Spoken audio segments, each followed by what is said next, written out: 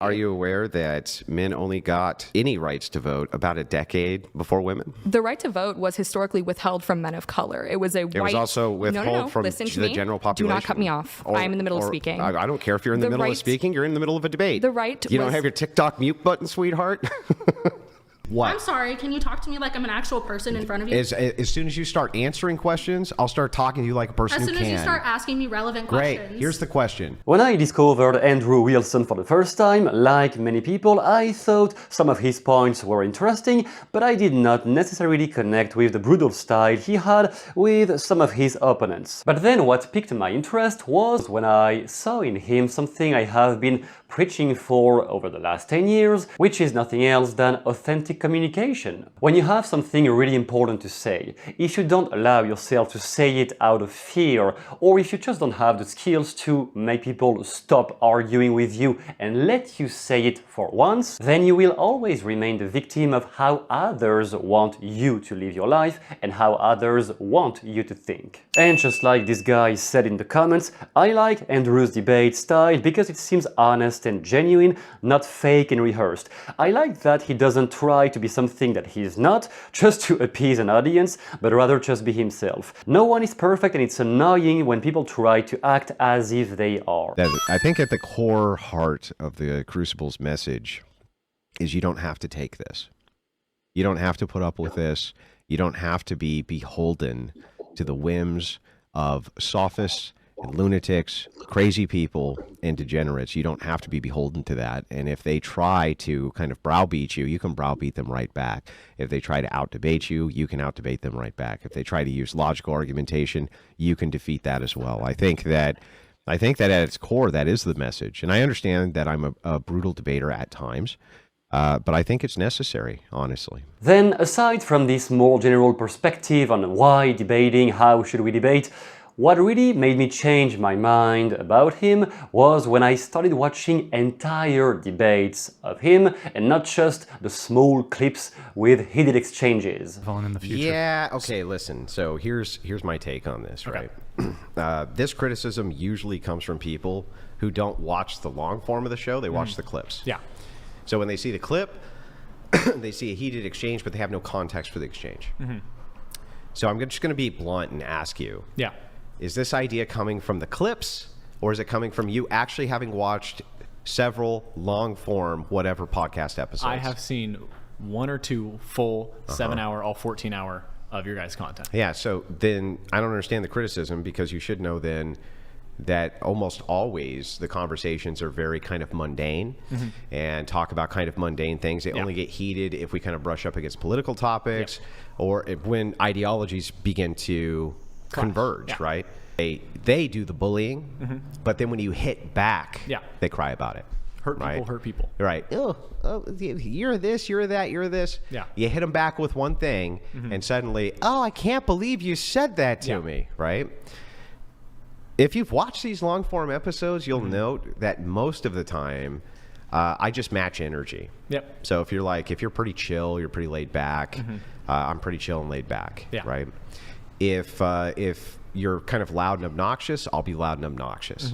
If you want to move into personal attacks, I move right into the personal attacks, right? But what that actually does is it de-escalates a situation. So generally, when a person knows, it's just like the idea of the person who thinks they can punch you. Yeah.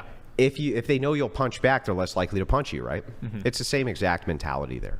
They tend to kind of chill out a little more, like, you're not the guy who I want to do this with. Yeah, you're pushing back, turning, Right. And we are going to break down such examples right now where he's doing exactly what he described previously. Those examples include strong language and a quite confrontational style, to say the least. It is just what I think is a nice tool to have in your toolbox whenever you confront somebody who is flipping the conversation all the time whenever they know that they are wrong. I swear, if you bring up the bodily autonomy to a fetus, we will have a very long discussion. I'm not going to. Cool. I'm just going to bring up I'm just going to bring up the draft. The draft? Yeah. What about the bodily autonomy of men when it comes to being drafted? I never said I agreed with the draft. Yeah, maybe not, right? But whether you do or you don't, wouldn't that be a case of men being oppressed and women not being? I mean, yeah, but who created that system? Why would that matter? Because you let's you're say men, a king. you put yourself in that position. Let's say it's not like us women all voted for you to go to war. Or like, a queen. You voted for yourselves to do that. Let's say it was a king or a queen who invented that system yesterday. What would that have to do with the fact that right now, today, me and Brian can't do anything about that? Wait. So, and hang on, since we can't do anything about that, aren't we oppressed by that system? In the super hypothetical scenario of a king or queen No, like making right now, right this second. No, we don't have a king or a queen here. We don't need a king or a queen. Right this second, Right this second. I can be drafted. You can't. Yeah. Depends. How old are you? Right now, I'm 40. I don't think you would be drafted. Yes, in fact, the draft can be accelerated up to 70, like it is in the Ukraine and in Russia right this second, or it can be decreased to 13, 14, like it has been in World War I. So the question is, wasn't there talk about making the draft for females too? yes, but interestingly enough, that's nice that you're talking about it. Yeah. But it's not the case. So if it's not the case, you say you don't have any bodily autonomy, but neither do I.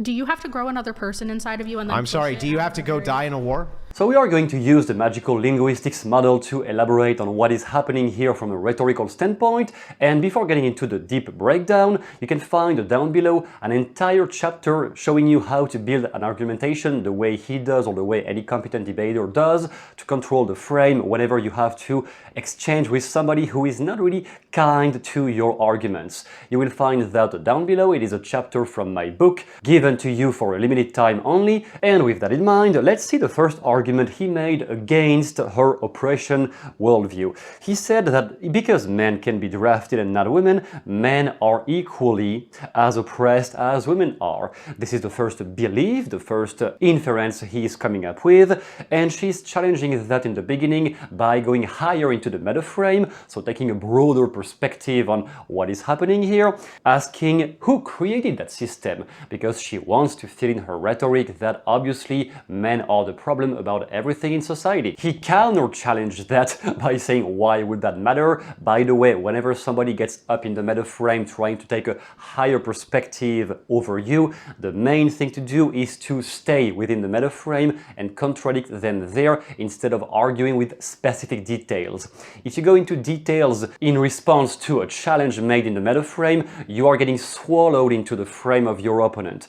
If you challenge back their higher frame, then you are maintaining the lead in the conversation. Then he's painting some hypothetical, explaining that, for example, if tomorrow all the men were drafted, they could not do anything about it. If the strong government wanted them to do so, then outside of illegal means of escaping, you would not really have much chance of not getting drafted. In that regard, according to him, men are definitely as oppressed or could be as oppressed as women are by her definition. Then she is falling into the mistake that he did not fall into, which is trying to counter-attack on very specific details, saying that no, by his age, he's 40 years old, oh, he would not be drafted. And whether it is the case or not, when you're battling on specific details within the frame that your opponent has painted, you're already battling within their field. So far, the hypothetical of the draft is his frame. He's handling his frame beautifully. When she's interacting within that frame, not much she can do about it. As a last resort, though, she's trying to say that, oh, by now even women would be drafted. They're talking about it in the government, whether here in Russia, whatever she's referring to. That could happen too. So after he has refuted her last point about the draft, then within that context of talking about the draft, the main thing to do here would have been to concede on this point specifically. Does not mean he has won the debate and she lost, maybe she could win other parts, but this point specifically of the draft, not much more you can argue about that. However, instead of conceding on that specific point about the draft, she's going to flip the conversation, trying to get into another thing to avoid admitting she has been wrong on that example alone. And that is what pisses him off. That is when he's not going to let her evade the point, he's going to attack and attack way more brutally. You say you don't have any bodily autonomy, but neither do I. Do you have to grow another person inside of you? And then I'm sorry, do you have to go die in a war? No, I don't have to, but I can choose to. Great. No, but you can be, but I can be drafted. You can't. You could always break your leg too. Yeah, I know. You can always just not take jizz in your. I mean, sorry. Like, all you have to do is not let a guy come in your fucking and then you don't have to worry about it. Yeah, no, you're totally right. You're totally, yeah, I know. No, I'm totally right. It's almost like my mom was on birth control. They used a condom, and my dad only had one testicle. And all she had to do is not let him jizz in her. They used all the proper things. Like not jizzing in the. I promise you that what happened in this case is your dad came inside your mom. 100%. Came inside of a condom. That also happened to be inside my mom. And so came inside your mom? Inside of a condom. So came inside your mom. Inside of a condom. So wait, I just want to make sure. I just want to make sure that I got this. I just want to make sure I got this right. I'm sorry. I'm sorry. Excuse you. You're not speaking. I am speaking. So though. your dad, listen, you green-haired freak. Your dad came inside your mom, right? Your dad came inside your mom. Answer the question. Rachel, she did nothing wrong. Just in case she's Can you answer the question now? How many beers have you had? Not enough. Can you answer the question? Obviously. Yes, thank you. How fucking hard was that? How hard was it to deduce it yourself, asshole? Oh, how hard was it to admit a thing that you can't admit because you know it hurts your argument? So now that he got determined to get her stuck by every means possible, he is using the same technique over and over again, as you have noticed. In logic, that might be referred to as the parallel reasoning, which is a logical method where someone responds to an argument by presenting a structurally similar case to highlight a flaw, inconsistency, or double standard in the original reasoning.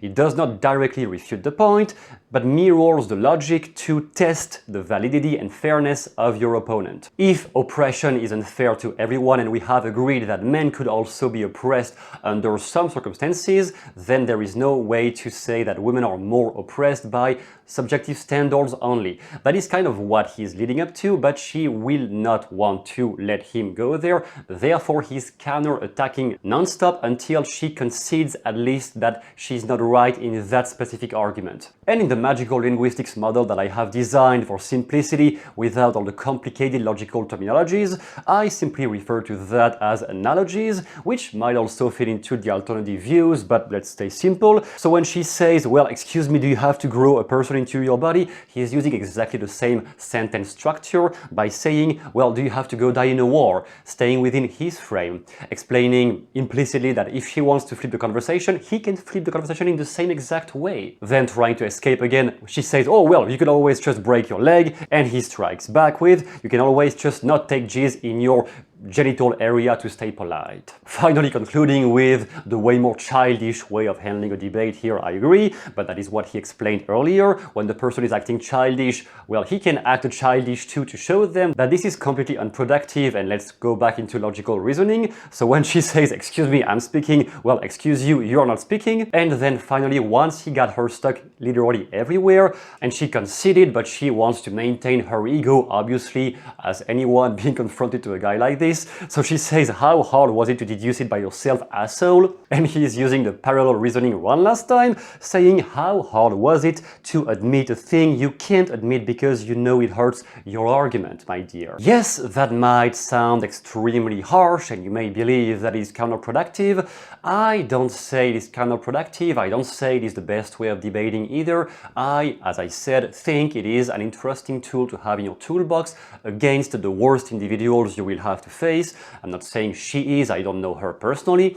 I'm saying that in my personal life, definitely I have had to deal with extremely toxic people, and I definitely pushed the boundaries because otherwise those people just keep walking over you again and again and again until you give up. And now let's watch another example where he's using the same kind of reasoning of using exactly their sentence structure and type of logic against them. This one is even more harsh on the content, I would say, but it shows how you can always apply that technique anywhere at any time against anybody. I mean, okay, so if you had the choice between, there's a woman, she is like 27 weeks pregnant, and you can either perform an abortion on her personally, or you could kill a 2-year-old child.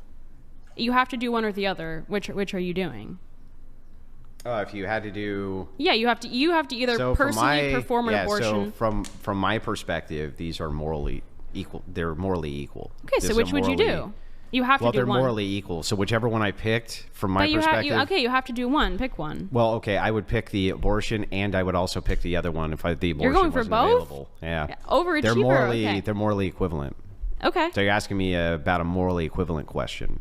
But that's why I'm asking you. Okay, now let me ask you a question. Just to show you why that dichotomy doesn't work. Mm-hmm. Remember, I did just answer your question, told you which one I would do, right? You said you would do both, but... Okay, no, I'll do the abortion. Okay. Now, should we have her do the... Hang on, I'm almost done. Okay. Well, let me just ask you the same question back. Would you rather essay a 2-year-old or a 3-year-old? What the fuck? What? I'm sorry. I got it. Damn, bro. But that becomes a question of sexual assault. No. Answer the question like I did. But if you're going to make a false bifurcation for a choice, and I actually answer it, bifurcation. It is. What do you mean it's not? If you had to do X or you had to do this, which one would you do? I just gave you the same question back. Now you answer. Which one would you rather essay? That's not the same question. I didn't say it's the same question. It's the same logic. You're doing two different things. One is an abortion. One is doing two different things here too. And what we're looking for is which one you think is more morally abhorrent. Either. When I told you these are morally equivalent to me, you said that's not good enough. You have to choose one. Okay, so I chose one. You're saying these things are morally equivalent to me. Okay, choose one. Okay. Which one? I mean, fair. I don't think that.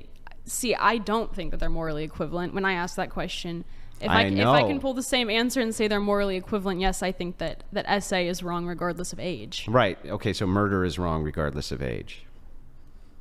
I don't think that abortion is murder. Yeah, I know you don't. Okay. But what I'm saying is that if you offer a false dichotomy or a bifurcation for a hypothetical, just remember that I can ask one back the exact same way to test your logic. And despite those heated exchanges, you can also see that every time he's done with the person, he's also complimenting them in most of his debates when they haven't been highly disrespectful either.